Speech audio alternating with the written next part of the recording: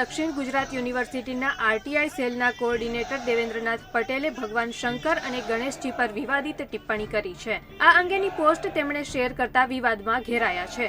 Social media પર share કરેલી તેમની આ પોસ્ટના કારણે હિન્દુ સંગઠનો રોષે ભરાયા છે। આજે હિન્દુ સંગઠનોએ ભગવાન પરની વિવાદિત પોસ્ટ મામલે યુનિવર્સિટીના કુલપતિને લેખિત રજૂઆત કરી કાયદેસરની કાર્યવાહી કરવા માંગ કરી છે। આજે અહીંયા જે યુનિવર્સિટીનો પ્રોફેસર છે દેવેન્દ્રનાથ પટેલ, એણે શ્રાવણના પાવન માસમાં શિવજી ભગવાનની એક અશ્લીલ ફોટોગ્રાફ અપલોડ ફેસબુક પર કરીને અપશબ્દ લખ્યા છે। એના વિરોધમાં અહીંયા હિન્દુ સમાજના વિવિધ સંગઠનના આગેવાનો અહીંયા એકત્રિત થઈને વીસીને આવેદનપત્ર આપ્યું છે। 24 કલાકનો અલ્ટિમેટમ આપ્યો છે। 24 કલાકમાં જો આ દેવેન્દ્રનાથ પટેલને યુનિવર્સિટીમાંથી નહીં કાઢવામાં આવે તો આ આંદોલન ઉગ્ર રૂપ લઈ શકે છે। એની આખી જવાબદારી યુનિવર્સિટીની રહેશે। આ મામલે યુનિવર્સિટીના રજિસ્ટ્રાર જણાવે છે કે અમે આ સમગ્ર મામલે કમિટીની રચના કરીશું અને યોગ્ય તપાસ બાદ નિર્ણય લેવામાં આવશે। શ્વેતા સિંઘ, દિવ્ય ભાસ્કર, સુરત।